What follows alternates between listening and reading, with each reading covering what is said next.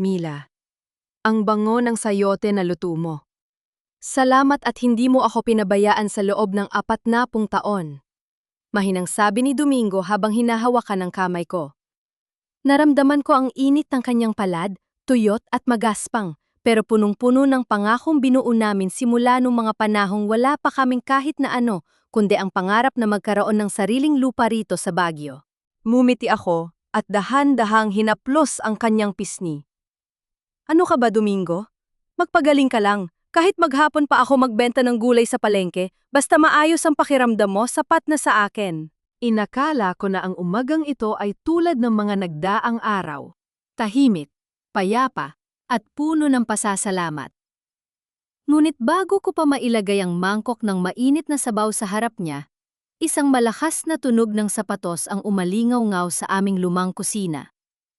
Isang babaeng hindi ko kilala ang biglang pumasok, taas no? At may dalang aura ng lason na hindi bagay sa malamig na hangin ng Baguio. Actually, Domingo, enough with the drama. I'm here to take kung ano ang sa akin. Matalas na sabi ng babae. Tiningnan niya ako mula ulo hanggang paa na parang isa lamang akong maruming basahan. At ikaw, Mila? Basically, you're just a squatter in this house starting today. Nanigas ako sa aking kinatatayuan. Ang sandok na hawak ko ay bumagsak sa sahig. Lumika ng isang matunog na ingay na tila bahudyat ng pagguho ng aking mundo. Naramdaman ko ang pang-ininig ng aking tuhod at ang biglang panunuyo ng aking lalamunan. Squatter? Sa sarili kong bahay? Sa lupang 40 taon kong pinagtrabahuan sa gitna ng ulan at putik ng palengke? Sino ka? Anong kailangan mo sa amin? Nanginginig ang boses ko. Pero sinikap kong hindi magmukhang mahina sa harap ng estrangerong ito na amoy mamahaling pabang mo. Isag amoy na sumasakal sa bango ng niluluto kong agahan. Mumiti siya nang mapang-insulto at inihagis ang isang folder sa lamesa, direkta sa tapat ng mangkok ng sayote ni Domingo.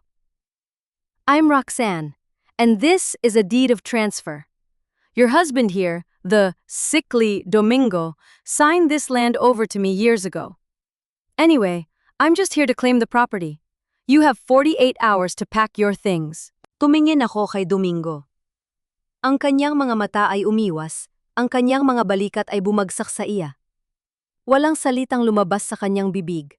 Tanging ang mahinang pag-ubo na tila ba pilit na inilalabas ang katotohanang matagal na niyang ibinaon. Diyos ko po, 40 taon. 40 taon akong nagtiis sa hirap, nagbilang ng bariya mula sa pagbebenta ng bawat tumpok ng pechay at karot para lang mapatunayan na kaya naming bumuo ng tahanan. Ibinigay ko ang lahat, ang aking kabataan, ang aking lakas, pati ang aking mga pangarap, para lang sa lalaking ito na ngayon ay nakatitig lang sa lamesa habang ninanakaw sa akin ang lahat. Biglang tumunog ang aking cellphone sa bulsa ng aking apron. Isang tawag mula sa aking panganay, si Arturo, na nasa Manila.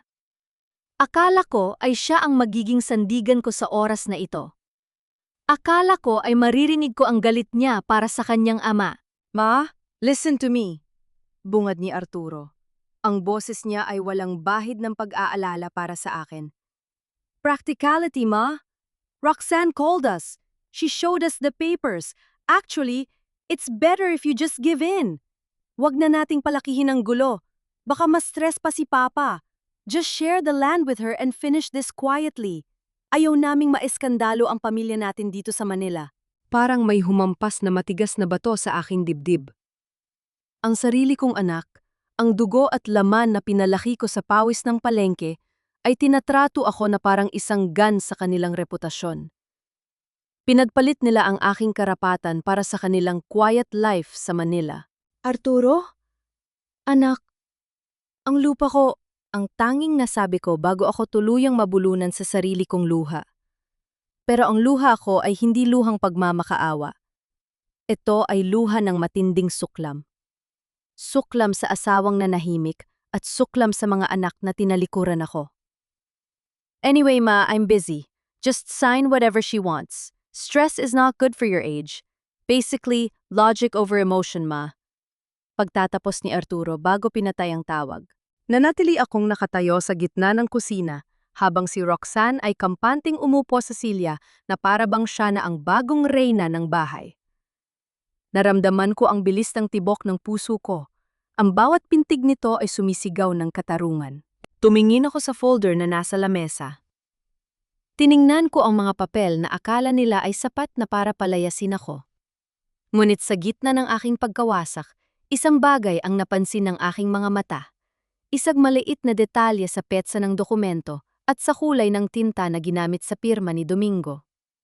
Bilang taong humahawak ng kooperatiba sa palengke sa loob ng 3 dekada, alam ko ang amoy ng pekeng dokumento. Hindi ako nagsalita. Hindi ako sumigaw. Dahan-dahan kong kinuha ang folder. Sa isang biglaang kilos na hindi nila inasahan mula sa isang matandang tulad ko, mabilis kong niligpit ang folder at isinilid ito sa loob ng aking apron. "Mila, what are you doing? Give that back!" Sigaw ni Roxanne. Tumayo siya ng mabilis. Humarap ako sa kanya. Ang aking mga mata ay tuyo na, pero ang lamig nito ay mas matalas pa sa yelo ng Bagyo. "Sabi mo, may 48 oras ako, di ba? Gagamitin ko ang oras na iyon, pero huwag kang mag-alala, Roxanne. Kapag natapos ang oras na ito, hindi ako ang aalis sa bahay na ito. Ikaw ang magsisisi na tumapak ka sa kusina ko." Mabilis akong lumakad palabas ng bahay, hindi pinansin ang tawag ni Domingo at ang sigaw ni Roxanne. Naglakad ako patungo sa palengke, ang lugar kung saan ako totoong may kapangyarihan. Sa bawat hakbang ko, isang pangako ang ibinulong ko sa aking sarili. Ang matandang Mila na tinitingnan nilang mahina ay namatay na sa loob ng kusinang iyon. Ang babalik ay ang babaeng sisiguradong ang bawat butil ng gulay at bawat sentimong ninakaw sa kanya ay babayaran nila ng may kasamang dugo at luha. Ang digmaan ay nagsisimula pa lang. Sa palengke, sinalubong ako ni Elena, ang balo ng aking bunsong kapatid. Siya lamang ang tanging nakakita sa akin hindi bilang isang matandang tinderong pagod, kundi bilang isang babaeng may itinatagong sugat. Sa bawat kumpas ng kamay ko habang ipinapakita ang ninakaw kong folder, ramdam ko ang panginginig na kanina ko papilit na ikinukubli. "Nay Mila, anong gagawin natin? Diyos ko, ang mga anak niyo paparating na raw sila rito sa Bagyo." Bulong ni Elena habang mabilis na inililigpit ang mga tumpok ng repolyo. Tumawag si Arturo sa akin. Galit na galit siya. "Bakit niyo raw kinuha ang papeles?" "Hayaan mo silang magalit, Elena." Sagot ko habang mahigpit na nakahawak sa rosaryo sa bulsa ko. Ang galit nila ay galing sa takot na mawalan ng mana. Ang galit ko ay galing sa 40 taon ng katapatan na itinapon lang sa basurahan. Pag-uwi ko sa bahay ng hapong iyon, hindi pa man ako nakakapasok sa pinto, ay tanaw ko na ang sasakyan ni Arturo at ng kapatid niyang si Benji. Nakatayo sila sa labas kasama si Roxanne na tila ba may-ari na ng buong bakuran. Si Domingo ay nakaupo sa tapat ng bintana, nakatingin sa malayo, parang isang anino na ayaw nang makihalubilo sa mundo. "Ma, finally you're here! Actually, we've been waiting for hours!" Bulyaw ni Arturo pagkababa ko ng jeep. Lumapit siya sa akin, hindi para yakapin ako, kundi para hablutin ang aking apron. "Nasaan ang folder? Ma, don't be so difficult. Basically, we need to finalize this. Isang pirma lang naman, tapos na ang problema." "Arturo? Benji? Hindi ba kayo nag-aalala sa akin? Sa nanay nyo?" Tanong ko, ang boses ko ay mahina pero madiin. Pinalayas ako ng babaeng ito sa sarili kong kusina. At ang tanging iniisip nyo ay ang papeles? "Nay, let's be practical." Sabat ni Benji, ang anak kong laging sumusunod sa kuya niya. "Si Roxanne has legal grounds. Ayaw naming makasuhan ka ng pagnanakaw ng dokumento. At si Papa, he needs peace and quiet." Sa totoo lang, ang ingay mo raw kanina, kaya mas mabuting lumipat ka muna sa kabilang kwarto.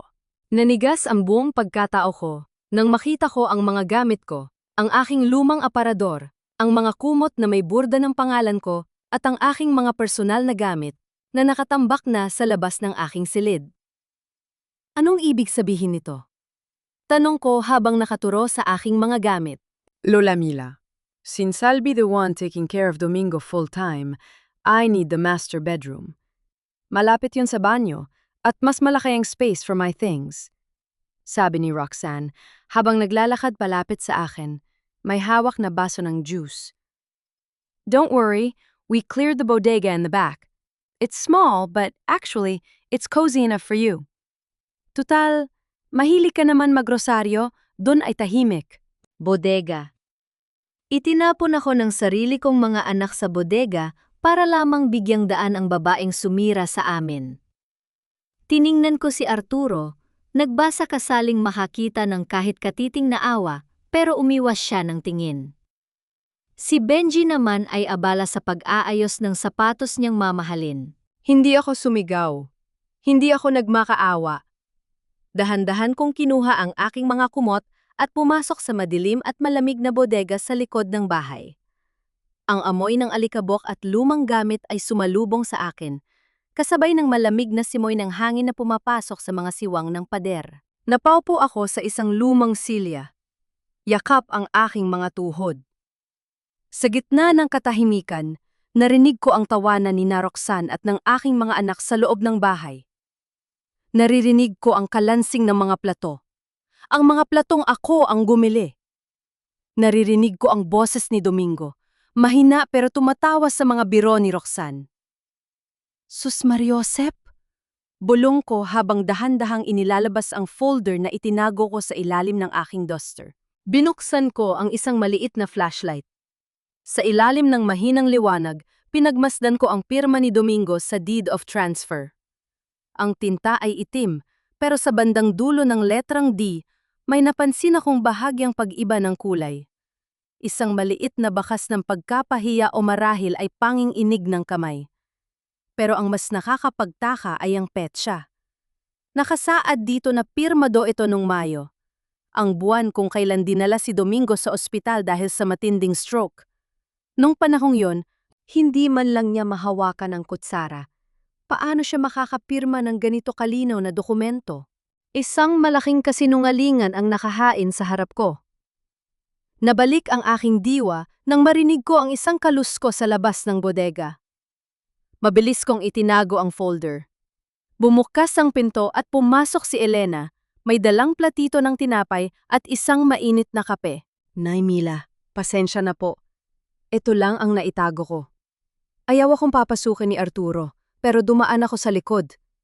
Bulong ni Elena, ang mga mata ay puno ng luha. Nay, nakita ko si Roxanne kanina sa kusina. May kinakausap siya sa telpo. Sabi niya, kailangan na raw maibenta ang lupa sa lalong madaling panahon dahil yung nanay niya sa probinsya ay naghihintay na ng balita. Nanay niya sa probinsya? Nanliit ang aking mga mata. May mas malalim na koneksyon si Roxanne sa lupang ito na hindi ko pa nalalaman. Elena, tulungan mo ako, sabi ko habang hinahawakan ng kanyang kamay. Kailangan nating malaman kung sino ang nanay ni Roxanne. At kailangan nating bantayan ang bawat galaw nila sa loob ng bahay. Hayaan mo silang isipin na ako ay isang kawawang matanda na nasa bodega. Mas mabuting hindi nila alam na ang bawat bulong nila ay naririnig ko. Habang hinihigop ko ang mainit na kape sa gitna ng ginaw ng bodega, naramdaman ko ang muling pagkabuhay ng aking tapang. Ang aking mga anak ay nagkamali. Akala nila dahil kinuha nila ang kwarto ko, kinuha na rin nila ang talino ko. Hindi nila alam, ang bodega ang pinakamagandang lugar para mag-abang ng biktima. Ang mga bituin sa langit ng Baguio ay saksi. Bago matapos ang linggong ito, sisiguraduhin kong ang lahat ng lason na dinala nila sa buhay ko ay sila rin ang iinom.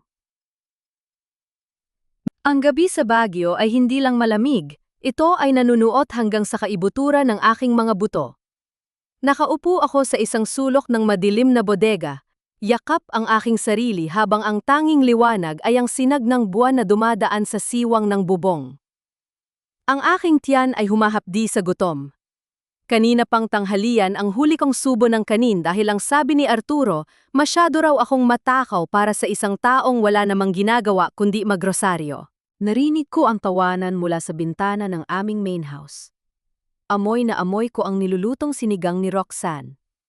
Yon ang paboritong ulam ni Domingo.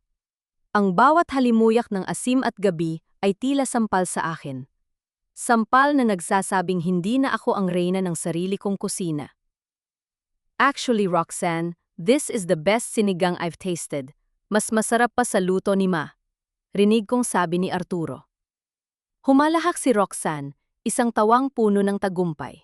Basically, I use secret ingredients, Arturo. At saka, kailangan nating palakasin si Domingo, di ba? Para naman maging smooth ang transition ng property, sagot ni Roxanne. Nanginig ang pangako sa galit. Hindi dahil sa ikinumpara ang luto ko, kundi dahil sa kawalan ng galang ng sarili kong anak. Susmario Sep, pinalaki ko silang busog sa pagmamahal. Pero ngayon, pinapakain nila ako ng pait at gutom. Dahan-dahan akong tumayo at sumilip sa siwang ng pinto ng bodega. Nakita ko si Roxanne na lumabas sa likod ng bahay para magtapon ng basura. May dala siyang maliit na bote ng gamot. Lumingon-lingon muna siya bago mabilis na ibinaon ng bote sa ilalim ng mga tuyong dahon sa gilid ng puno ng lemon. Na makapasok siya, agad akong lumabas. Sa kabila ng panghihina ng aking tuhod, mabilis kong hinalugog ang mga dahon. Nakuha ko ang bote. Nanlamig ang aking buong pagkatao nang mabasa ang label. Hindi ito ang gamot na nireseta ng doktor para sa puso ni Domingo. Ito ay isang uri ng sedative, pampatulog na nagpapalabo rin ng isip. Kaya pala palagi kang tulala, Domingo. Bulong ko sa hangin. Pinapatay-tay ka niya nang hindi mo namamalayan. Pumasok muli si Elena sa bodega, nanginginig din sa lamig. May dala siyang platitong may tira-tirang kanin at konting sabaw na galing sa pinagkainan ni na Roxanne. Nay Mila, ito lang ang naitago ko. Muntik pa akong mahuli ni Benji, sabi ni Elena habang iniaabot ang pagkain. Naupo ako sa sahig at kinain ang malamig na kanin, bawat subo ay parang lason sa aking lalamunan pero kailangan kong lumakas. Sa gitna ng pagkain, ipinakita ko kay Elena ang bote ng gamot. Elena, kailangan nating mag-ingat. Roxanne is drugging Domingo, badiin kong sabi. At may nalaman ka ba tungkol sa nanay niya? Tumango si Elena. Ang muka ay puno ng takot. Nay, may nakausap ako sa kabilang barangay. Yung nanay ni Roxanne, ang pangalan ay Victoria. Dati raw itong katulong sa bahay ng mga Estrela bago kayo ikasal ni Domingo. Sabi ng mga matatanda, si Victoria raw ang unang mahal ni Domingo, pero pinilit siyang ipakasal sa inyo dahil sa lupa. Parang gumuho ang langit sa narinig ko.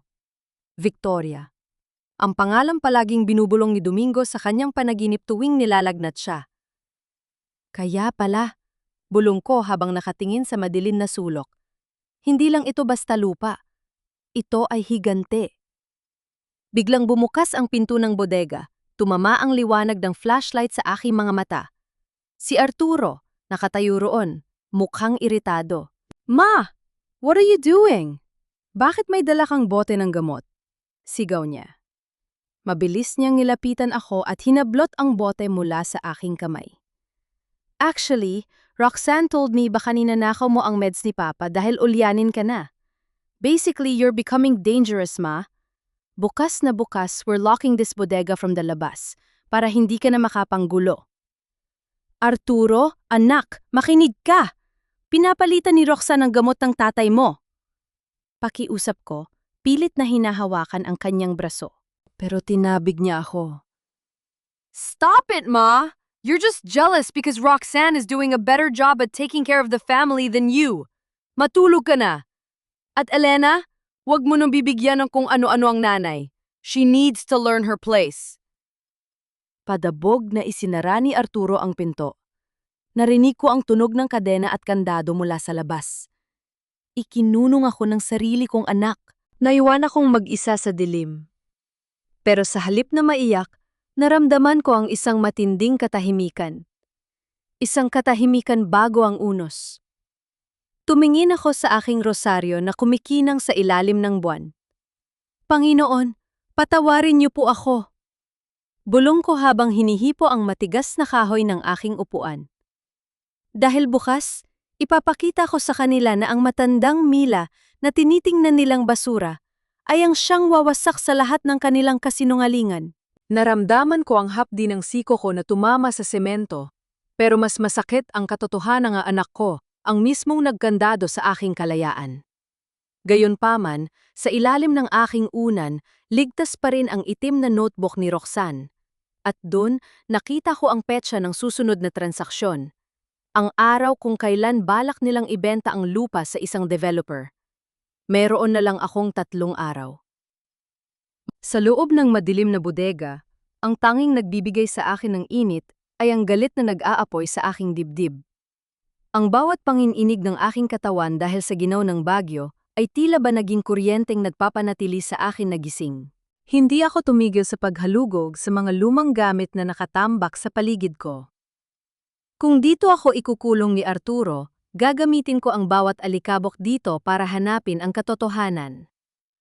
Sa ilalim ng isang tumpok ng mga lumang sahon ng patatas, may nakita akong isang maliit na kahon ng sapatos. Punong-puno ito ng mga lumang resibo at ang pinakaimportante sa lahat, ang lumang logbook ni Domingo noong siya pa ang ingat-yaman ng kooperatiba sa palengke. Binuksan ko ang aking flashlight. Inihambing ko ang pirma ni Domingo sa logbook 10 taon na ang nakakaraan sa pirma niya sa deed of transfer na dala ni Roxanne. Sus Mariosep, bulong ko. Sa lumang logbook, ang bawat dulo ng kanyang pirma ay may maliit na hugis kurba, isang ugali ng kanyang kamay na hindi nagbago sa loob ng 3 dekada. Pero sa papel ni Roxanne, ang kurbang iyon ay tila pilit at putol. At ang mas masahol pa, ang tinta ay kumalat ng kaunti sa gilid, isang senyales na ang panulat ay hinawakan ng isang kamay na walang malay o sadyang ginabayan ng iba. Hindi ikaw ang pumirma nito, Domingo? Pinirmahan ito ng iyong anino habang ikaw ay tulog. Pait kong bulong habang hinahaplos ang lumang papel. Biglang narinig ko ang mahinang kalantog ng bakal sa pinto ng bodega. Akala ko ay si Arturo, pero ang marahang boses ni Elena ang narinig ko sa siwang. Nay Mila! Nay, gising po ba kayo? Bulong niya. May naririnig akong ingay ng susi. Ninakaw ko ang duplicate key sa kwarto ni Benji habang naliligo siya. Bumukas ang pinto. Pumasok si Elena, maputla ang mukha at nanginginig ang mga labi. Nay, kailangan nyo ng kumilos. Narinig ko si Arturo sa sala. May kausap siyang developer sa telepon. Darating daw sila bukas ng umaga para sa inspeksyon ng lupa. At Nay, balak nilang dalhin si Tatay Domingo sa isang nursing home sa Manila pagkatapos ng pirmahan. Anong sabi mo? Nanigas ako sa kinatatayuan ko.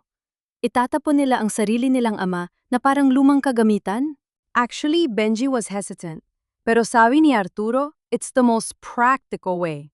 Umiiyak na sabi ni Elena. Maawa kayo kay Tatay, Nay. Roxanne is already packing his bags. Huminga ako ng malalim. Elena, makinig ka. Huwag mong ipapahalata na nakalabas ako. Bukas, kailangan mong itago ang orihinal na titulo ng lupa na nasa likod ng rebulto ng mahal na birhen sa Banto. Yun ang huling depensa natin. Ngunit bago pa man ako makatapos sa pagbibilin, nakarinig kami ng mabibigat na yabag mula sa pasilyo ng main house. Mabilis kami sumilip sa siwang. Nakita namin si Arturo. Suot niya ang kanyang maskara ng kasakiman. Direkta siyang naglakad patungo sa altar. Hindi siya nag-antanda. Hindi siya yumukod. Sa halip, marahas niyang inusog ang rebulto ng mahal na birhen. Ang huling sagradong bagay na iniwan ng aking mga magulang. Found it! Rinig kong sabi ni Arturo. Inilabas niya ang isang dilaw na sobre. Ang orihinal na titulo ng lupa. Napahawak ako sa aking dibdib. Ang orihinal na titulo na itinago ko sa loob ng 40 taon, na yon ay nasa kamay na ng aking anak na handang ibenta ang kaluluwa ng pamilya. Darling, did you get it? Boses iyon ni Roxanne mula sa likuan. Lumapit siya kay Arturo at hinalikan ito sa pisingi, isughalik na mas lalong nagpadurog sa aking puso. Yes, basically, we're rich by tomorrow, Roxanne, nisi ni Arturo. Wala na magagawa ang matandang ulyanin sa bodega. Nanginginig si Elena sa tabi ko, handang sumigaw, pero pinigilan ko siya. Hinawakan ko ang kanyang kamay ng napakahigpit. Hayaan mo siya, Elena, bulong ko. Ang boses ko ay kasing lamig ng semento. Akala niya ay nakuha na niya ang lahat. Pero hindi niya alam ang titulong hawak niya ay walang halaga kung ang boses ng katotohanan ang sisigaw bukas sa barangay. Tiningnan ko ang itim na notebook ni Roxanne na nasa bulsa ko. May isang pahina dun na hindi ko napansin kanina. Isang pangalan ng bangko at isang account number sa ilalim ng pangalang Victoria Estrella. Ang nakaraan ay hindi lang bumabalik para maningil. Bumabalik ito para ubusin kami. Pero sa bawat hakbang ni Arturo palayo sa altar, isang sumpa ang binuo ko sa aking isipan. Anak, bukas, hihilingin mong sana ay hindi ka na lang naging isang estrella. Cliffhanger. Habang paalis si Arturo, biglang lumingon si Roxanne sa direksyon ng bodega at ngumiti ng nakakaloko. Tila ba alam niyang may nakamasid sa kanila?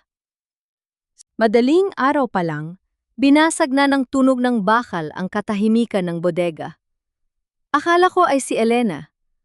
Pero ang bumungad sa akin ay ang nakasisilaw na liwanag ng sikat ng araw at ang nakakainsultong ngiti ni Roxanne. May dala siyang tray ng pagkain, isang mangkok ng kanin at tuyo na parang tira-tira na lang. Good morning, Nanay Mila.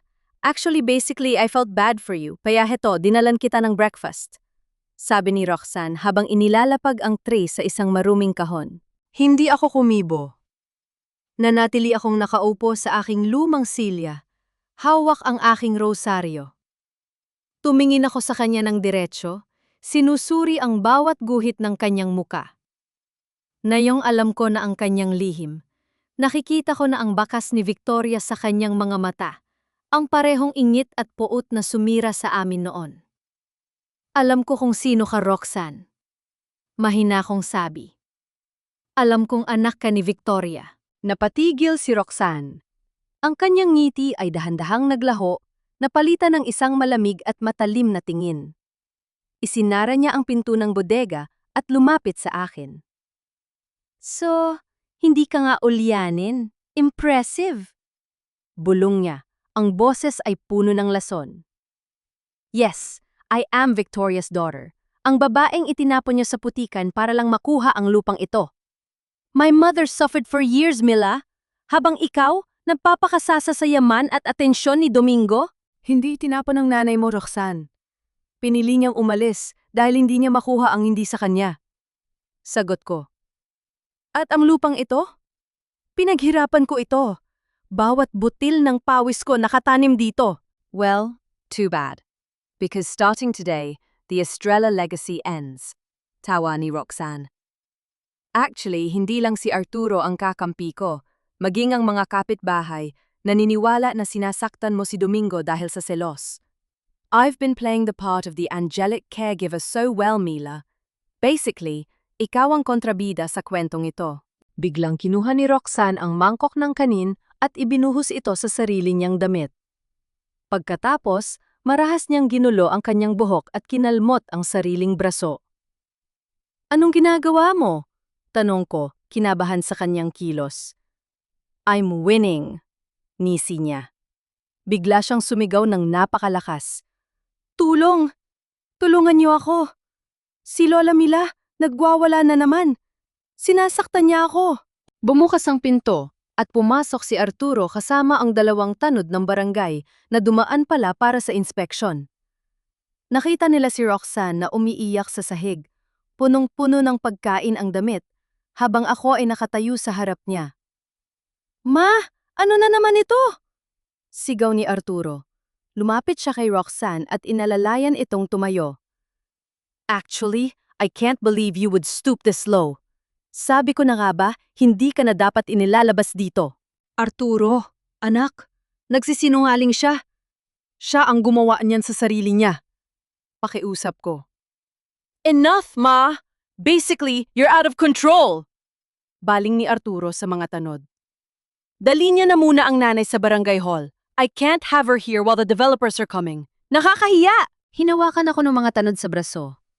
Ang hiya na palagi kong iniingatan ay tila ba gumuho nang makita ko ang mga kapitbahay na naguumpukan sa labas, tinitingnan ako na parang isang baliw na matanda. Nakita ko si Elena sa malayo, umiiyak at hindi makalapit dahil pinipigilan ni Benji.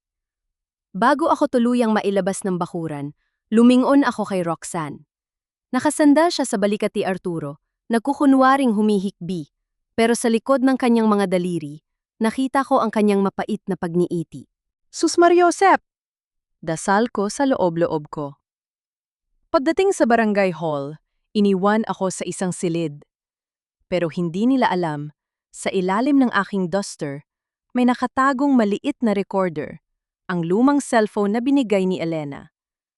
Naka-on ito noong pumasok si Roxanne sa bodega. Nakuha ko ang pag-amin niya na siya ang anak ni Victoria at ang plano niyang sirain ako.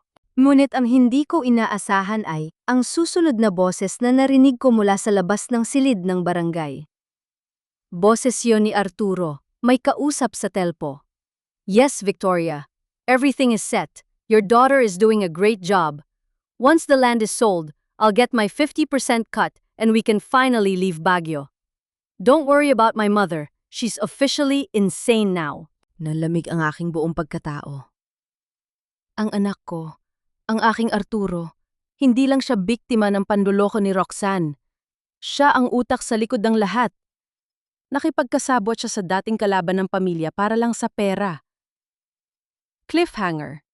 Sa sandali ngayon, biglang bumukas ang pinto ng silid at pumasok ang kapitan ng barangay, hawak ang isang warrant of evacuation. Mila, kailangan mo ng pirmahan ito. Ipinasa ng anak mo ang mental health certification mo. Wala ka ng karapatan sa lupang ito. God, Nakatitig ako sa puting papel na inilapag ng kapitan sa aking harap. Ang bawat letra dun ay tila ba naging mga uod na gumagapang sa aking paningin. Mental Health Certification. Isang pirasong papel na nagsasabing ang aking isipan ay hindi na sapat upang humawak ng sariling buhay. Isang papel na binuo sa loob ng isang gabi upang nakawin ang 40 taon ng aking pagkatao. Nay, pirmahan mo na. Actually, it's for your own good. Basically, we will take care of you sa Manila, sa isang facility na maganda, boses iyon ni Arturo. Pumasok siya sa silid, suot ang kanyang maskara ng huwad na pag-aalala. Lumapit siya sa akin at hinawakan ang aking balikat, ngunit sa pagkakataong ito, naramdaman ko ang kuryente ng pandidiri. Tiningnan ko ang aking anak. Ang batang gate ay pinupunasan ko ang dumi sa mukha matapos maglaro sa ulanan. Ngayon ay siya nang naglalagay ng dumi sa aking pangalan. Bakit, Arturo? Mahina akong tanong. Ang boses ko ay basag, puno ng pait na hindi kayang lunukin ng kahit anong tubig. Bakit kailangang gawin mo ito sa sarili mong ina? Dahil ba sa pera? Dahil ba sa utang mo sa sugal? Napatigil si Arturo. Bahagyang kumislap ang galit sa kanyang mga mata bago ito napalitan ng lamig. Practicality, ma. Ang lupang ito ay nakatiwangwang lang. Pagod na ako sa amoy ng gulay. Pagod na ako sa pagiging anak ng isang tinderang laging madumi ang kuko. Roxanne promised me a way out. She and Victoria, they have the vision na wala ka. Nanliit ang aking mga mata. Victoria? Ang babaeng sumira sa pamilya natin nun? Siya ang pinili mong pakinggan kaysa sa akin? Tumawa si Arturo, isang tawang walang kagalakan.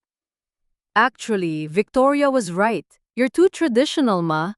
Masyado kang nakakapit sa lupa. Anyway, basically, tapos na ang usapan. Pirmahan mo na to o mananatili ka rito sa barangay detention dahil sa ginawa mo kay Roxanne. Kinuha ko ang panulat. Nanginginig ang aking mga daliri. Tiningnan ko si Kapitan na tila ba nahihiyaring tumingin sa akin. Ang lahat ng tao sa labas ng silid ay nakamasid. Mga kapitbahay na dati kong kasama sa hirap, ngayon ay naniniwala na ang ulyaning Mila ay nagwala na naman. Ngunit bago tumama ang dulo ng ballpen sa papel, napansin ko ang pangalan ng doktor sa ibaba ng sertipiko. Dr. Dante Salcedo. Biglang bumalik sa aking isip ang listahan sa itim na notebook ni Roxanne. Ang pangalang ito ay nandoon din, kasama ng isang halaga ng pera. Hindi ko pipirmahan ito, madiin kong sabi. Inilapag ko ang panulat at tumayo ng tuwid. Ang sertipikong ito ay kasing peke ng pagmamahal mo sa akin, Arturo. Ma! Don't be so stubborn! Sigaw ni Arturo, nawawala na ang kanyang pasensya. Kapitan, baling ko sa opisyal. Ang sertipikong ito ay galing sa isang doktor na binayaran ni na Roxanne at Arturo. May ebidensya ako sa loob ng aking bulsa. Mabilis na kumilos si Arturo. Sinubukan niyang hablutin ang aking duster, ngunit bago pa man niya ako mahawakan, bumukas ang pinto ng barangay hall. Pumasok si Elena, hingal na hingal, at may dalang isang lumang cassette tape. Nay Mila! Nakuha ko na! Nakuha ko ang orihinal na kasunduan ni Tatay Domingo bago siya nawala ng malay. Sigaw ni Elena. Napatigil ang lahat. Ang mukha ni Arturo ay naging abuhin. Sa pagkakataong ito, hindi ko na hinintay ang kanyang susunod na galaw. Inilabas ko ang aking lumang cellphone. Ang recorder na kanina pa tumatakbo. Pakinggan niyo ito, sabi ko sa buong barangay hall. Umalingaw ang boses ni Roxanne mula sa speaker. Hindi lang si Arturo ang kakampi ko. Basically, ikaw ang kontrabida sa kwentong ito. At ang mas masakit, ang boses ni Arturo. Don't worry about my mother. She's officially insane now. Katahimikan. Isang nakakabining katahimikan ang bumalot sa silid. Ang mga kapitbahay sa labas ay nagsimulang magbulungan. Hindi na tungkol sa pagkabaliw ko, kundi sa kataksilan ng aking anak. Tiningnan ko si Arturo nang may matinding habag. Anak, ang lupang ito ang nagpalaki sa iyo. Pero mukhang ang lupang ito rin ang magiging hukay ng iyong danggal. Biglang tumakbo si Arturo palabas.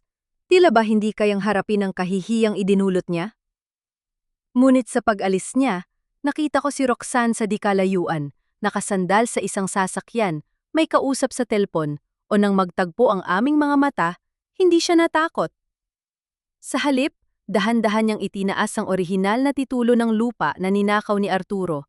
Ang titulong akala ko ay ligtas sa altar. Sinunog niya ang gilid ng papel gamit ang kanyang lighter habang nakangiti sa akin. Sus Mariosep! Bulong ko. Ang laban ay hindi pa tapos. Ang titulong hawak niya ay ang tanging papel na magliligtas sa amin mula sa pagpapaalis bukas. At ngayon, dahan-dahan itong nagiging abo sa harap ng aking mga mata. Nanatili akong nakatayo sa harap ng barangay hall, pinagmamasdan ang bawat dahan-dahang pagbagsak ng itim na abo mula sa nasusunog na gilid ng titulo. Ang usok na nanggagaling doon ay parang humahalo sa malamig na hamog ng bagyo, nanunuot sa aking ilong mapait at masangsang.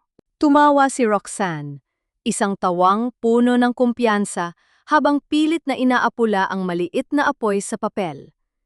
Hindi niya ito tinuluyang sunugin. Sapat na ang pinsalang ginawa niya para takutin ako. Oops! Sorry, Nanay Mila. Medyo nadulas ang kamay ko. Pero basically, ito na ang huling hawak niyo sa lupang ito.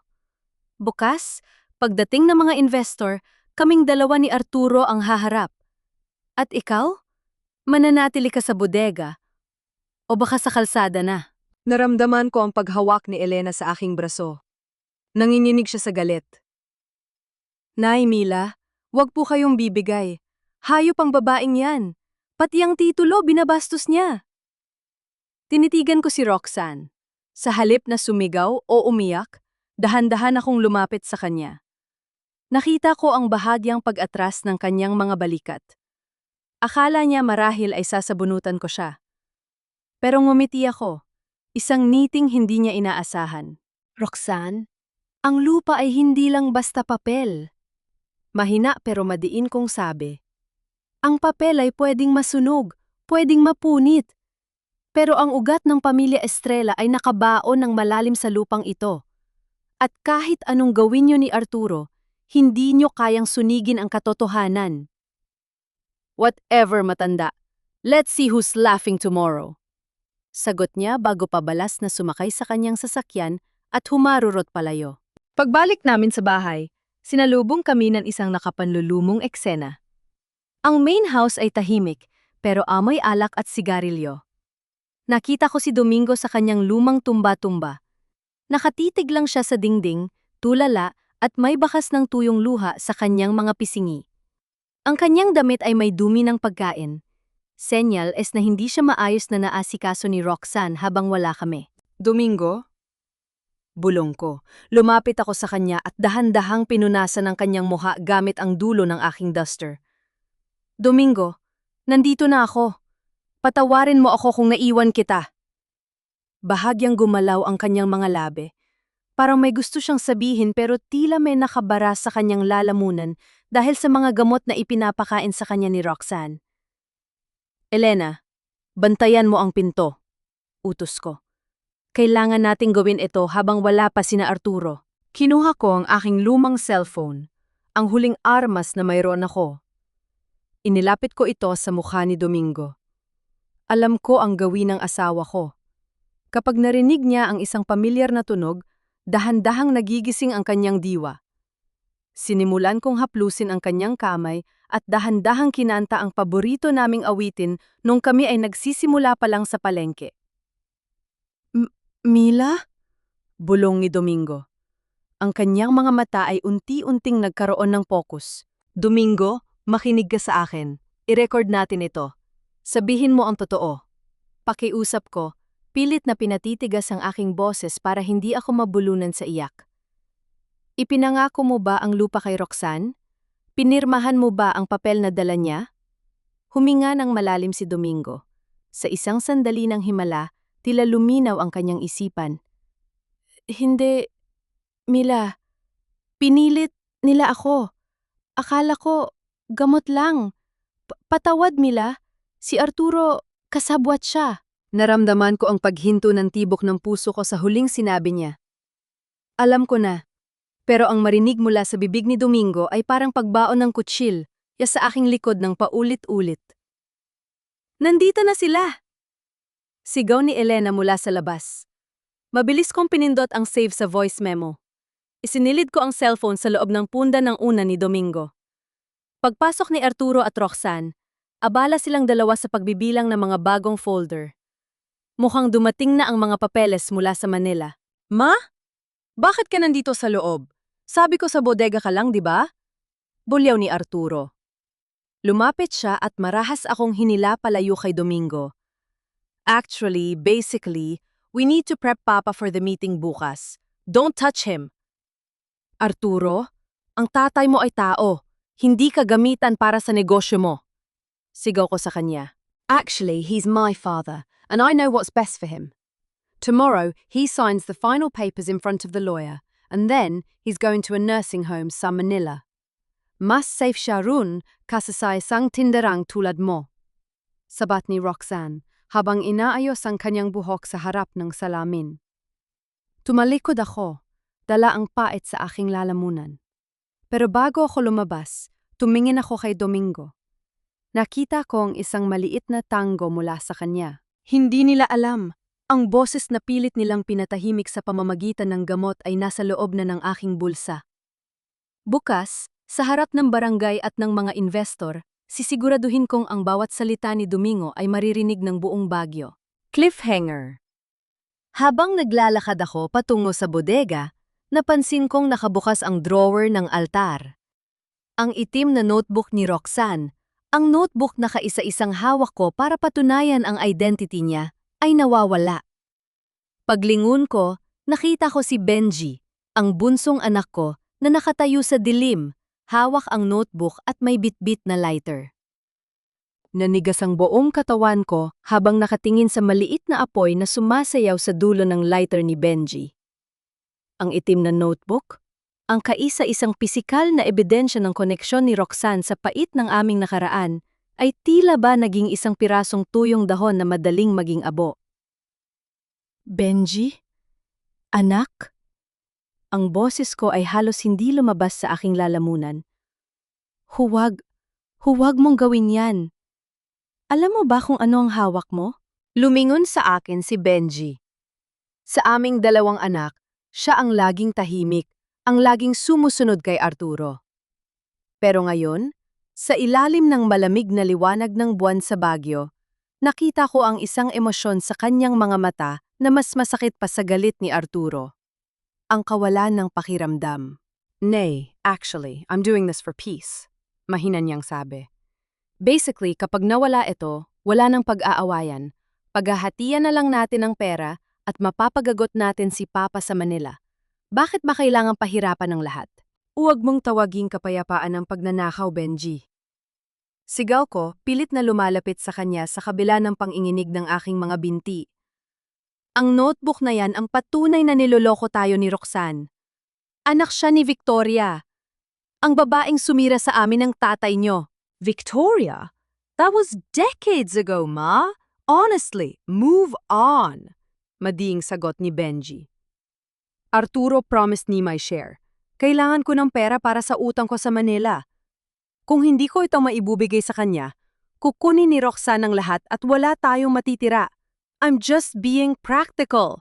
Good job, Benji. See? Sabi ko sa iyo, si Nanay Mila ay mahilig magtago ng mga sampay na hindi naman kailangan. Tawa ni Roxanne. Lumapit siya kay Benji at kinuha ang notebook. Actually, Mila, you're very persistent. But unfortunately, your sons are smarter than you think. They know where their future lies. Roxanne, bitawan mo ang notebook na yan! Sigaw ni Elena nakakalabas lang din. Dala ang isang walis tingting na tila ba yon ang kanyang tanging sandata. Good job, Benji! See? Sabi ko sa'yo, si Nanay Mila ay mahilig magtago ng mga sampay na hindi naman kailangan. Tawa ni Roxanne. Lumapit siya kay Benji at kinuha ang notebook. Actually, Mila, you're very persistent, but unfortunately your sons are smarter than you think. They know where their future lies. Roxanne, bitawan mo ang notebook na yan! Sigaw ni Elena, nakakalabas lang din dala ang isang walis tingting na tila ba yon ang kanyang tanging sandata. Shut up, Elena! Basically, you're just a servant here. Bulyaw ni Roxanne. Sa harap ng aking mga mata, dahan-dahang itinapat ni Roxanne ang lighter sa notebook. Pinanood ko kung paano nilamon ng apoy ang unang pahina. Ang pahinang may nakasulat na account number ni Victoria. Ang amoy ng nasusunog na papel ay humalos sa ginaw ng gabi, mapait at nakakasuffocate. Naramdaman ko ang pagtulo ng aking luha. Hindi dahil sa takot, kundi dahil sa matinding habag sa aking mga anak. Pinapanood nila ang pagsunog sa katotohanan para lamang sa perang hindi naman magtatagal. Tapos na Mila, wala ka ng ebidensya. Nisi ni Roxanne habang itinatapon ang nagbabagang notebook sa sementadong daanan. Bukas, pagdating ng mga investor, ikaw ay mananatiling ulyanin sa paningin nila.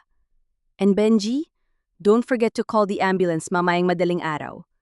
We're moving Domingo ahead of schedule. Anong sabi mo? Ngayong gabi? Gulat na tanong ni Benji. Actually, yes. Mas mabuti nang wala na siya rito bago pa mag-ingay ang mga kapitbahay bukas. Basically, change of plans. Sagot ni Roxanne bago tumalikod at pumasok sa loob. Naiwan kaming apat sa dilim. Ang notebook ay isa na lamang tumpok ng itim na abo. Tiningnan ko si Benji, pero mabilis siyang umiwas ng tingin at sumunod kay Roxanne sa loob. Napaupo ako sa malamig na semento. Hinawakan ni Elena ang aking balikat, humihikbi rin. Nay Mila, wala na. Paano na po si Tatay Domingo? Huminga ako ng malalim. Pinunasan ko ang aking mga mata gamit ang dulo ng aking guster. Naramdaman ko ang matigas na bagay sa loob ng aking bulsa. Ang aking lumang cellphone. Ang notebook ay wala na, pero ang boses ni Domingo na nagtatapat ay ligtas pa rin. Hindi pa tapos ang laban, Elena. Bulong ko. Akala nila ay nakuha na nila ang lahat, pero hindi nila alam, sa bawat abong bumabagsak, lalong tumitibay ang ugat ko sa lupang ito. Ngunit ang hindi ko inaasahan ay ang biglang pagdating ng isang itim na van sa tapat ng aming gate. Hindi ito ambulansya. Bumaba ang 3 lalaking nakasuit, ang mga investor na sinasabi ni Roxanne. At ang mas ikinagulat ko, kasama nila ang isang babaeng matanda, nakasuot ng elegante, ngunit may matatalim na mata. Si Victoria. Ang babaeng akala ko ay nasa probinsya lang, ngayon ay narito na sa harap ng aming tahanan upang personang nasaksihan ng aming pagbagsak. Cliffhanger. Nang magtama ang aming paningin ni Victoria, dahan-dahan siyang lumapit sa gate at bumulong. Mila? Long time no see. Ready ka na bang ibalik ang ninakaw mo sa akin? Ang lamig ng Baguio ay tila nagyelo sa aking mga ugat nang humakbang si Victoria papasok sa aming bakuran. Suot niya ang isang mamahaling trench coat at mga alahas na kumikinang sa ilalim ng ilaw ng sasakyan, malayo sa imahe ng babaeng tagapalengke na naalala ko 3 dekada na ang nakalilipas. Sa tabi niya, si Roxanne ay tumayo ng tuwid, puno ng garbo, tila ba ipinapakita sa akin na siya ang tunay na tagapagmana ng tagumpay ng kanyang ina? Mila! Long time no see. Ready ka na bang ibalik ang ninakaw mo sa akin? Ang boses ni Victoria ay banayad, pero may talim ng 1,000 kutsilyo. Walang ninakaw sa iyo, Victoria. Sagot ko, pilit na pinatatatag ang aking boses sa harap ng mga lalaking nakasuit na kasama niya. Ang lupang ito ay bunga ng 40 taon ng paghihirap namin ni Domingo. Hindi ito pambayad sa isang pagkakamali ng nakaraan. Tumawa si Victoria, isang tawang puno ng pait. Pagkakamali? Domingo promised me this land. Nang ipagpalit niya ako sa iyo dahil sa pera ng pamilya mo, he promised me security. Pero anong nakuha ko? Namuhay ako sa dilim habang ikaw ang reyna rito. Lumapit si Arturo, mukhang nagulat sa presensya ni Victoria, pero mabilis ding nakarecover. Mrs. Victoria, actually everything is ready. Basically, kailangan lang natin ng huling pirma ni Papa. The investors are here. We can close the deal tonight. Tiningnan ko si Arturo. Anak, hindi mo ba nakikita? Ginagamit ka lang nila para sa kanilang higanta. Ma, stop it. Victoria suffered because of your family's greed. Honestly, we're just making things right. Bulyaw ni Arturo. Naramdaman ko ang paglamig ng aking mga kamay. Sa sandaling iyon, nakita ko ang isang bahagi ni Victoria na hindi ko inaasahan. Tumingin siya sa malayo, sa mga taniman ng gulay na nababalot ng hamog.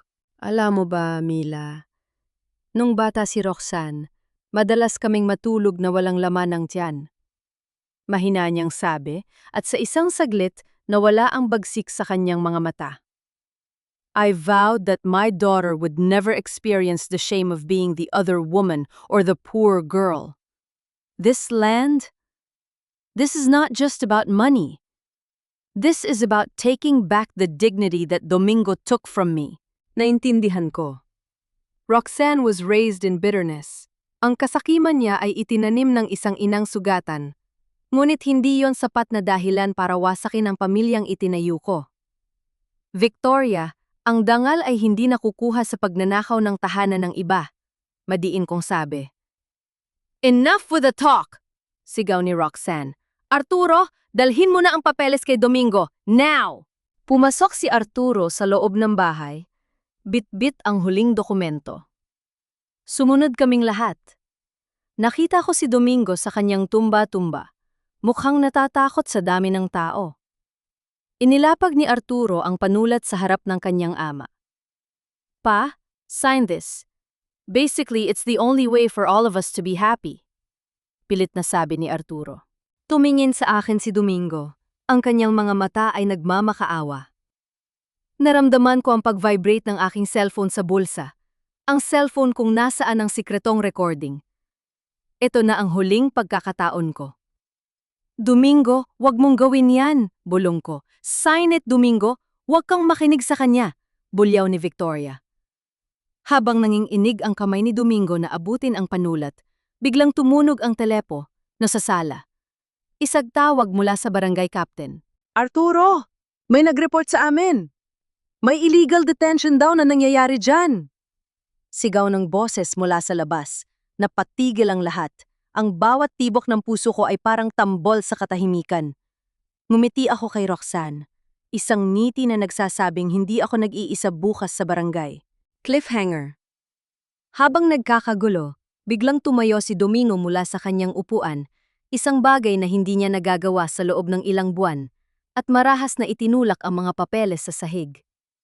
Sa gitna ng gulat ng lahat, may dinukot siyang isang maliit na susi mula sa kanyang lumang kwintas, at inabot ito sa akin. Mila, ang orihinal, Nasa safe. Sa palengke. Ang hamog ng madaling araw sa Baguio ay parang balabal na nakabalot sa akin habang mabilis kaming naglalakad ni Elena patungo sa palengke. Hawak ko ng mahigpit ang susi na ibinigay ni Domingo, ang susing naging saksi sa 40 taon ng aming pagtitipid at pag-iingat. Sa likuran namin, naririnig ko ang busina ng sasakyan ni na Arturo. Hinahabol nila kami, desperado na sila. Nay Mila, bilisan niyo po, malapit na tayo sa stall. Hiyaw ni Elena habang hinihila ang aking kamay. Pagdating namin sa aming pwesto sa palengke, ang amoy ng sariwang repolyo at basang lupa ay sumalubong sa akin. Ang amoy ng aking tunay na buhay.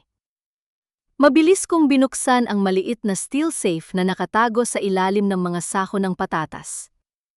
Sa loob nito, hindi pera ang bumungad sa akin, kundi ang isang makapal na brown envelope na nakabalot sa plastic. Ito ang katotohanan. Ang orihinal na titulo na walang bakas ng sunog at ang huling sulat ni Domingo na pirmado ng isang abogado 10 taon na ang nakakaraan, isang dokumentong nagsasabing ang lupang ito ay hinding-hindi maibabenta nang wala ang aking pahintulot hanggat ako ay nabubuhay. Mila, ibigay mo sa akin yan! Boses yon ni Victoria. Nakatayo siya sa bukana ng stall, hinihingal, kasunod sina Roxanne at Arturo. Tumingin ako sa kanila. Ang palengke ay nagsisimula na ring magising. Ang mga kapwa ko tindera ay nagsisimula ng mag-usyoso. Ito na ang entablado ng aming huling paghuhukom. Hindi na tayo rito mag-uusap, Victoria. Sabi ko ng may matatag na boses. Sa barangay hall tayo magkikita. Doon, sa harap na batas at na mga tao, tatapusin natin ang dumi ng nakaraan. Pagdating sa barangay hall, ang tensyon ay parang kuryenteng dumadaloy sa bawat sulok ng silid. Nakaupo ang barangay captain sa gitna, sa gilid niya ang mga investor na mukhang naiirita na sa gulo. Si Victoria at Roxanne ay nakaupo sa tapat ko, ang kanilang mga mukha ay puno ng puot. Si Arturo naman ay nakatayo sa sulok, hindi makatingin sa akin. Kapitan, eto ang dokumentong hawak ni Roxanne. Panimula ni Arturo, inilapag ang titulong may sunog sa gilid. Actually, it's still valid. My mother is just being difficult because she's Ulyanin. Ulyanin? Tumayo ako ng dahan-dahan. Inilabas ko ang envelope mula sa aking bag. Kapitan, heto ang orihinal at malinis na titulo. At heto rin ang sulat ng asawa ko, si Domingo Estrella. 10 taon na ang nakakalipas, alam na ni Domingo na darating ang araw na ito. Alam niyang may mga tao magtatangkang gamitin ang kanyang kahinaan para nakawin ang aming pinaghirapan. Inabot ko rin ang aking cellphone kay Elena. I-play mo, Elena? Umalinggaw-gaw sa buong hall ang boses ni Domingo. Paos, mahina, pero malinaw. Hindi, Mila. Pinilit nila ako. Akala ko, gamot lang. Patpatawad, Mila. Si Arturo, kasabwat siya. Natahimik ang lahat. Ang mukha ni Arturo ay naging kasing puti ng papel. Ang mga investor ay biglang tumayo. Ang kanilang mga mukha ay puno ng pandidiri. This is fraud, sabi ng isang investor. Basically, we're out. We don't deal with families who steal from their own mothers. No! Wait! Mrs. Victoria has other assets. Sigaw ni Roxanne, pilit na hinahabol ang mga investor. Pero binaliwala lang siya ng mga ito. Hinarap ko si Victoria. Victoria, ang pait na bitbit mo sa loob ng 30 taon ay ikaw ang gumawa. Hindi pambayad ang lupa ko sa pagkakamali ni Domingo noon. Ang danggal ay hindi ninanakaw, Victoria. Ito ay pinaghihirapan sa gitna ng init at ulan sa palengke. Walang hiya ka, Mila! Tili ni Victoria. Akmang susugurin ako, pero agad siyang hinawakan ng mga tanod. Binalingan ko si Arturo. Ang aking panganay, ang aking pangarap. Arturo, anak, ang bawat butil ng gulay na ibinenta ko para mapag-aral ka sa Manila ay may kasamang dalangin na maging matino kang tao. Pero mas pinili mong maging anino ng kasakiman ni Roxanne. Mula sa araw na ito, ang lupang ito ay mananatiling Estrella. pero ang pangalang Estrella sa'yo ay wala ng halaga. Napaluhod si Arturo sa gitna ng hall, humahagulgol. Ngunit sa pagkakataong ito, hindi na ako lumapit. Ang aking puso ay pagod na sa pagiging martir. Kapitan, huling sabi ko, gusto ko pong sampahan ng kasong falsification of documents at illegal detention sina Roxanne at Victoria. At para sa anak ko, hayaan niyo ang batas ang magturo sa kanya ng tunay na kahulugan ng responsibilidad. Lumabas ako ng barangay hall, taas no habang humahampas ang malamig na hangin ng bagyo sa aking mukha. Sa unang pagkakataon sa loob ng maraming taon, naramdaman ko ang tunay na kalayaan. Ang lupa ay akin. Ang danggal ko ay buo. Cliffhanger. Habang naglalakad ako pauwi kasama si Elena, nakita namin si Benji na naghihintay sa tapat ng aming gate, dala ang lahat ng gamit ni Roxanne na itinapon niya sa kalsada. Nay, sorry. Basically, I realized I'm still your son. Tinitigan ko si Benji na nakatayo sa tapat ng aming gate. Ang mga gamit ni Roxanne, mga mamahaling sapatos, pabango, at mga damit na kulay pula, ay nakakalat sa kalsada, unti-unting nababasa ng hamog. Mukhang pati siya ay natahuhan na sa huli, o baka naman natatakot lang na wala na siyang matirhan na yung gumuhona ang plano ng kuya niya. Nay, sorry. Actually, basically, nabulag lang ako sa mga pangako ni Arturo. I realized I'm still your son, bulong ni Benji, hindi makatingin ng diretso sa aking mga mata. Hindi ako lumapit para yakapin siya. Hinawakan ko ng mahigpit ang aking rosaryo sa bulsa. Ang pagiging anak, Benji, ay hindi isang jacket na isusuot mo lang kapag nilalamig ka at huhubarin kapag mainit na ang sitwasyon. Utang na loob is not something you pay in installments, anak. Sinira niyo ang tiwala ko. Pumasok ako sa loob ng bahay.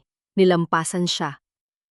Sa sala, nakita ko si Arturo na nakaupo sa sahig, nakasandal sa paanan ng tumba-tumba ni Domingo. Wala na ang yabang niya. Ang kanyang barong na mamahalin ay gusot na at may mansa ng luha. Biglang may humintong itim na sasakyan sa labas. Hindi ito pulis at lalong hindi ito investor.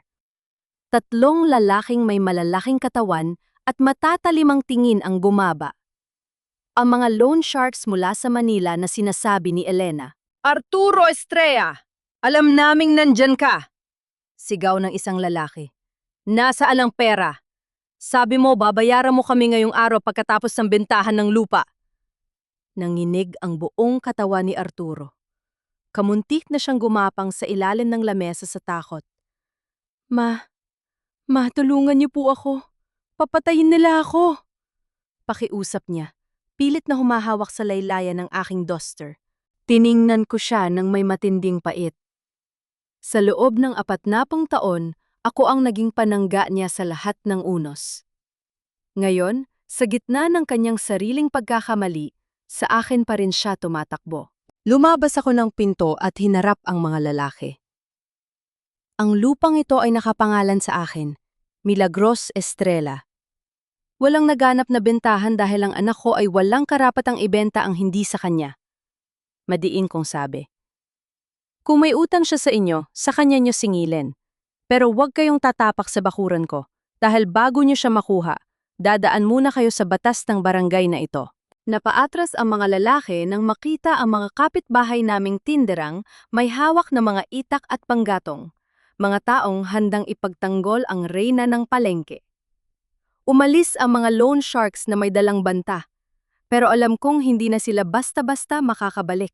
Pumasok ako muli at hinarap ang dalawa kong anak. Kung gusto nyo ng kapatawaran, pagtatrabahuhan nyo ito. Mula ngayon, wala ng Manila lifestyle. Wala ng actually at basically. Gigising kayo ng 4:00 ng madaling araw. Magbubungkal kayo ng lupa, magtatanim, at kayo mismo ang maglalako ng gulay sa palengke hanggang sa mabayaran nyo ang bawat sentimong ninakaw nyo sa danggal ng pamilyang ito. Pero basically, I'm a professional, pagmamakaawa ni Arturo. Actually, Arturo, basically, you're just a debtor now. Putol ko sa kanya.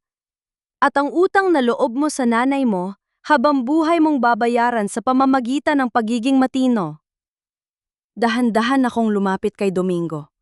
Hawak ko ang kanyang kamay na nanginginig.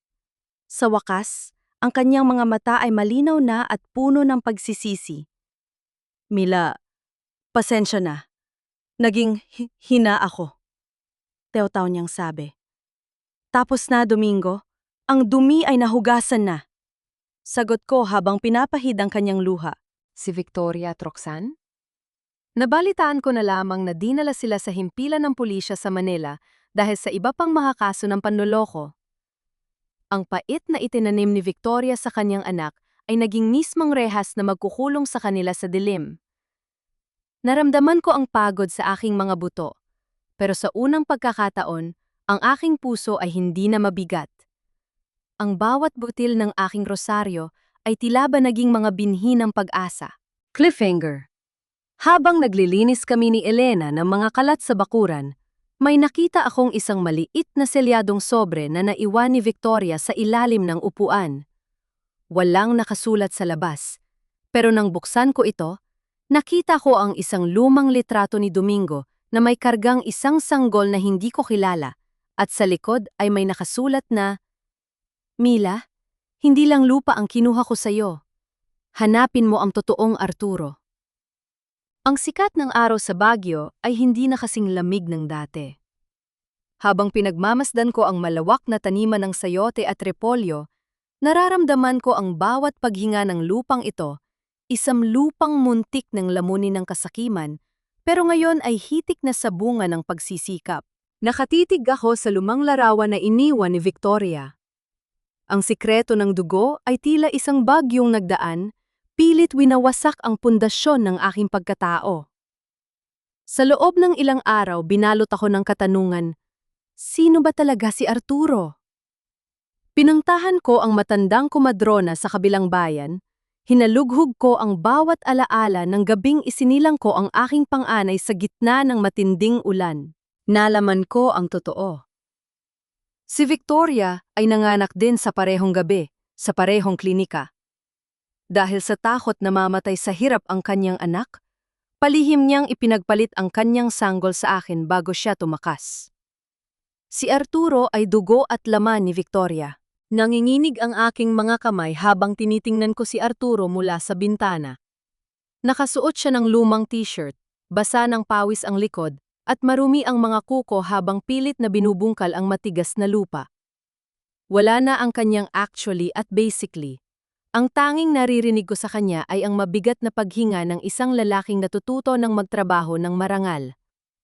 Lumabas ako at nilapitan siya. "Arturo!" tawag ko. Napatigil siya at nagpunas ng pawis. "Nay, bakit po? Mainit dito. Pumasok na po kayo sa loob." Sabi niya na may pag-aalala, isang tunay na pag-aalala na hindi ko naramdaman sa kanya nung siya ay nasa Manila pa. Inabot ko sa kanya ang baso ng tubig. "Anak, anuman ang sabihin ng mundo, anuman ang nakasulat sa nakaraan, nananatili kang estrela sa paningin ko. Pinalaki kita sa pawis ng palengke at sa bawat butil ng gulay na ibinenta ko, ikaw ang tanging pangarap ko." Hindi ko na ipinakita sa kanya ang larawan. Sinunog ko na ito sa kalan kaninang madaling araw. Ang pag-ibig ng inag-ina ay hindi nasusukat sa DNA o sa apelyido. Ito ay nasusukat sa bawat puyat, bawat sakripisyo at sa bawat pagkakataong pinili nating manatili kahit masakit na. 1 taon ang mabilis na lumipas. Ang aming lupain ay hindi na lang basta taniman. Ginawa ko itong hardin ni Mila, isang community garden kung saan ang mga goa, mga inabandunang matanda at mga kababaihang biktima ng pang-aapi ay malayang nakapagtatanim at nakapaghahanap buhay. Si Domingo ay payapa na ring pumanaw noong nakaraang buwan. Sa kanyang huling sandali, hawak niya ang kamay ko habang nakangiti. Hindi na siya takot. Wala na siyang bitbit na lihim. Namatay siyang alam na ang kanyang pamilya ay ligtas sa gitna ng bagyong siya rin ang lumika. Ngayon, nakatayo ako sa gitna ng palengke ng Baguio. Ang mga tao ay bumabati sa akin, hindi dahil sa takot, kundi dahil sa respeto. Si Arturo at Benji ang tagabuhat ng aking mga paninda. Nakikita ko ang kanilang pagbabago. Mula sa pagiging mga linta, naging mga matibay na haligi na sila ng aming tahanan. Nakita ko si Roxanne sa dikalayuan, nakasuot ng uniforme ng bilanggo abang inililipat ng pasilidad. Nagtama ang aming paningin. Wala na ang galit sa aking puso. Tanging habag na lamang para sa isang babaeng nabulag ng pait ng kanyang ina. Ngumiti ako ng bahagya. Isagniti ng isang babaeng nanalo, hindi dahil sa ganti, kundi dahil sa katapatan. Ang buhay ko ay hindi na isang secret transaction. Ito ay isang bukas na aklat ng katatagan. Natutunan ko na ang tunay na yaman ay hindi ang lupang ating tinatapakan, kundi ang danggal na ating bitbit sa bawat hakbang. Ako si Milagros Estrella. Ang tinderang minsan nilang minaliit, pero ngayon ay ang matandang hindi na nila kailanman malilimutan. Sa gitna ng ginaw ng bagyo, nahanap ko ang init ng tunay na kalayaan. At sa bawat bagong umaga, alam ko ang katotohanan ay palaging mamumukadkad, gaano man ito pilit na ibaon sa limot. Mga mahal kong tagapakinig, narito na tayo sa huling pahina ng kwento ni Nanay Mila.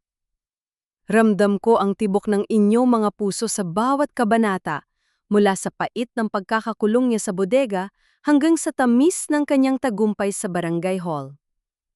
Ang kwento ni Mila ay hindi lamang tungkol sa lupa. Ito ay tungkol sa ating lahat na patuloy na lumalaban para sa ating danggal at para sa ating pamilya. Isang paalala na, ang katandaan ay hindi kawalan ng lakas, kundi ang rurok ng ating talino at katatagan. Salamat sa inyong walang sawang pakikinig at pakikiramay. Ang bawat komento nyo ay naging inspirasyon ko upang mas pagbutihin pa ang paghabi sa kwentong ito.